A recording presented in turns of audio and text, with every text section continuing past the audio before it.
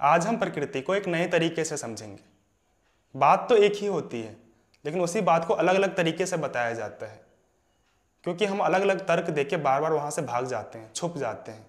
हमारे पास हजारों तर्क होते हैं सच को झुठलाने के लिए, और क्योंकि कुतर्क इतना है कि उसको काटने के लिए एक ही बात को अलग अलग तरीके से बताया गया है।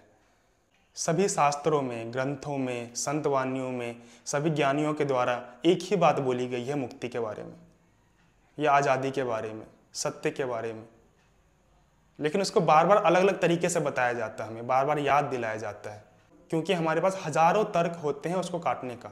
हमारे सामने जब भी सच आता है तो हम एक तर्क लेके पहुंच जाते हैं और गलत साबित कर देते हैं।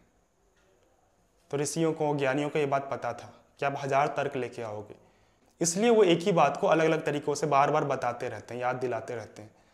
चाहे वो कृष्ण हो, अष्टावक्र हो, या और भी बहुत सारे ऋषि मुनि या ज्ञानी हुए जिन्होंने भी हमें समझाने की कोशिश करी, तो वो अलग अलग तरीकों से हमारे पास आते हैं। और हर जगह एक ही बात होती है, नेति नीति की, नकारने की। अध्यात्म में हमेशा नकारने की बात होती है, कुछ प्राप्त करने की बात नहीं होती है। कोई भी ग्रंथ सत्य को प्राप्त करने के लिए नहीं है। सत्य को प्राप्त क्या करोगे? सत्य तो है, उसको प्राप्त नहीं किया जाता। सारे ग्रंथ, सारे दर्शन हमें खुद को ध्वस्त करने के लिए है, हमें ध्वस्त करने का उपाय है ये।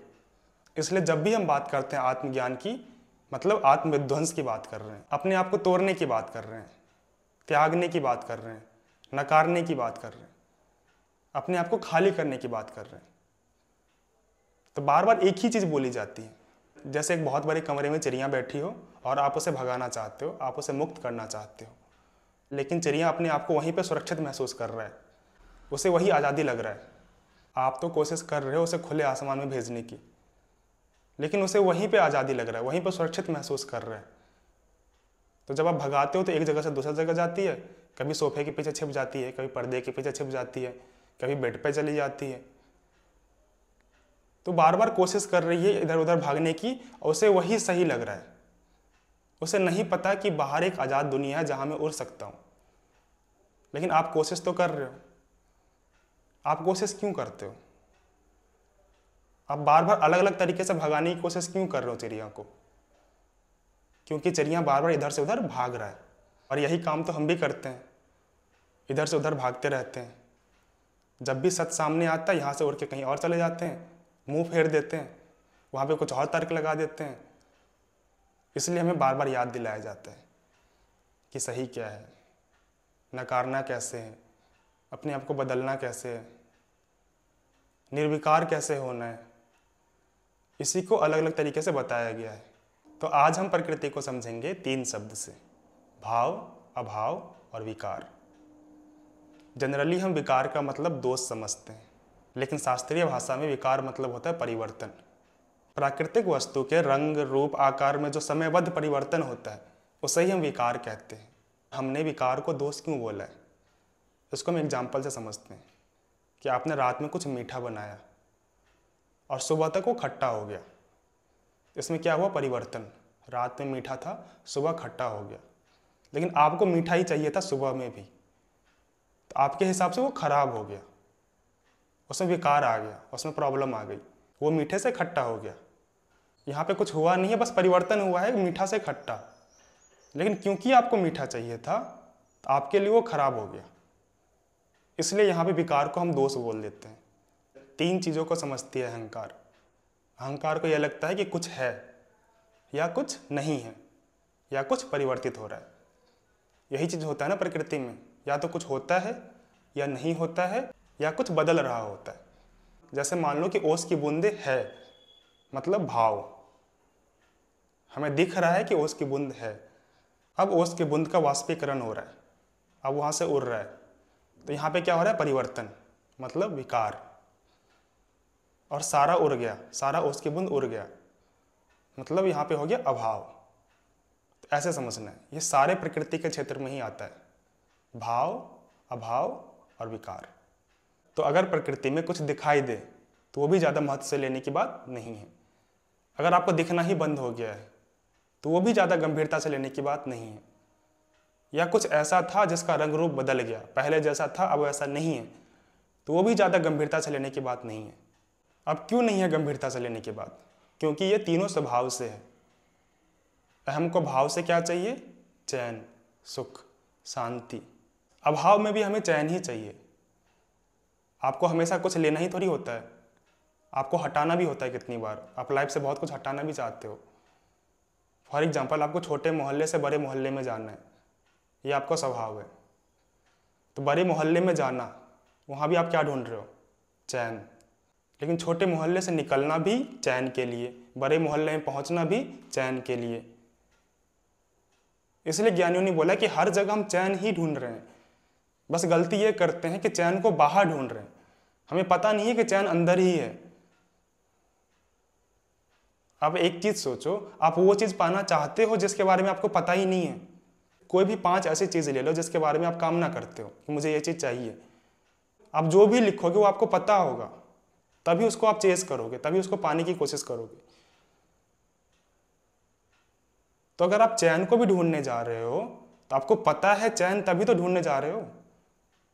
तो फिर कितनी मूर्खता की बात हो जाती है कि चैन है हमारे पास ही और ढूंढने हम बाहर जा रहे हैं। तो समस्या ये नहीं होता है कि चैन नहीं मिल रहा, बेचैनी बहुत है। समस्या ये है कि चैन हमारे पास है और हमें पता नहीं है। जो चैन आप प्रकृति में ढूंढने जा रहे हो वो आपके पास ही है। लेकिन जब ये बात पता नहीं होती है और जब हम बाहर निकलते हैं चैन ढूंढने के लिए, तो और बहुत परेशान होते हैं। एक एग्जाम्पल से समझते हैं कि बहुत बार ऐसा हुआ होगा कि आप घर में कुछ ढूंढ रहे थे, आपको नहीं मिला, आप बाजार चले गए, वहाँ से कुछ पैसे में खरीद के ले आए और घर पे देखा तो पहले से मिल गया। तो अब आपके पास दो चीज़ें हैं। यहाँ पे तो छोटी सी चीज़ थी, मान लो 2-4 हज़ार का सामान था आपके घर में, आप बाहर जाके कीमत चुकाए, 4 हज़ार का एक और ले आए, तो यहाँ पे 4 हज़ार का नुकसान हुआ। लेकिन जब चैन ढूंढने जाओगे मार्केट में तो बहुत बड़ी कीमत चुकाओगे। वो ज़िंदगी की बात है। वो चैन था आपके पास, लेकिन आप अलग अलग चीज़ों में लाखों करोड़ों खर्च कर देते हो चैन पाने के लिए। और सच्चाई ये है कि प्रकृति से चैन तो मिलेगा नहीं, तो इसलिए आप बर्बाद होते हो। जो चैन था आपके पास, उस पर आपने ध्यान नहीं दिया, उसकी ओर आप कभी नहीं गए, आप बाहर ढूंढने निकल गए और बर्बाद हो गए। ये जो दुर्गति होती है हमारी, इस दुर्गति से बचाने के लिए ही अध्यात्म है। जो बिना अध्यात्म को जाने संसार में चैन ढूंढने जाएगा वो बर्बाद ही होगा, निश्चित है। जिसने वो जर्नी स्टार्ट कर दी, और डिसीजन पहले स्टेप पे लेना होता है, पहले स्टेप आपने ले लिया तो आप फंसोगे ही। एक स्टेप पे गए तो 10वां स्टेप जाना ही है, बर्बादी तक पहुंचोगे ही आप। वो पूरा लूप है। हमें आगे नहीं जाना होता है, हमें जोड़ना नहीं होता, हमें पीछे आना होता है, हमें शून्य की तरफ आना होता है। शून्य में कुछ नहीं जोड़ सकते आप, शून्य में कुछ मल्टीप्लाई नहीं कर सकते। लेकिन जब आप स्टेप ले लेते हो चैन पाने के लिए बाहर, तो उसमें फिर स्नोबॉल इफेक्ट होता है। एक के ऊपर परत लगती जाती है, मल्टीप्लिकेशन होता है और प्रॉब्लम बढ़ती ही जाती है और हम फंस जाते हैं। फिर पीछे आना भी मुश्किल हो जाता है। तो कभी भी जोड़ना नहीं होता, हमें पीछे आना होता है। शून्य पे आ जाओगे तो वही है निर्विकार। अध्यात्म के रास्ते पे हमें गंवाना पड़ता है, हमें वो मान्यता छोड़नी पड़ती है, हमें वो सोच छोड़ना पड़ता है, अपने आप को तोड़ना होता है, झकोरना होता है। इतना आसान नहीं होता अध्यात्म का रास्ता। आप जो अध्यात्म में समझते हो कि आनंद ही आनंद मिल रहा है, मैं वहाँ जाके बैठा 1 घंटा बहुत आनंद आया, आंसू बहने लगे, वो अध्यात्म नहीं है, मनोरंजन है वो। जो सही अध्यात्म में चलता है ना, वो डेली टूटता है, डेली परेशान होता है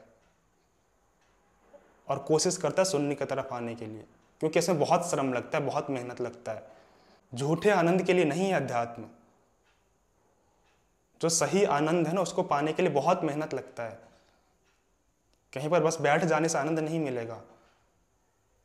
डेली मान्यताओं को तोड़ना पड़ेगा, अपने आप को झकोरना पड़ेगा, बार बार नया बिलीफ बनेगा, उसको खुद ही तोड़ना पड़ेगा, तब जाओगे आप शून्य की ओर। फिर लोग पूछते हैं इस सब से होगा क्या, पहुंचेंगे कहाँ, वहां पहुंच के क्या मिलेगा? वहां पहुंच के आप निर्विकार हो जाते हो, फिर मिलता है सही आनंद। अब आपके अंदर ये नहीं रहता कि ये मिल जाए तो आनंद मिलेगा, ये मिल जाए तो आनंद मिलेगा, कुछ और मिल जाए तो आनंद मिलेगा। नहीं, आनंद है। बहुत लोग को ये गलत फहमी हो जाती है, इस रास्ते पे मेहनत नहीं है, इसमें सारा काम छोड़ना पड़ता है। नहीं, इसमें जितना मेहनत लगता है उतना किसी और काम में नहीं लगेगा। तब इस रास्ते पे चल के आप कोई भी काम करोगे तो बहुत मेहनत लगता है, बहुत श्रम लगता है, बार बार आपका शरीर आपको ही धोखा देगा, ये प्रकृति, ये वृत्ति बार बार अपनी तरफ खींचेगी। तो वहाँ से अपने आप को खींचने में, सही राह पे चलने में जो मेहनत लगती है वो बहुत ज़्यादा होती है नॉर्मल किसी भी काम से। और उस रास्ते पे सही काम करना, तब मिलता है आनंद। और क्योंकि ये इतना श्रम से मिलता है इसलिए उस आनंद में भी मजा है।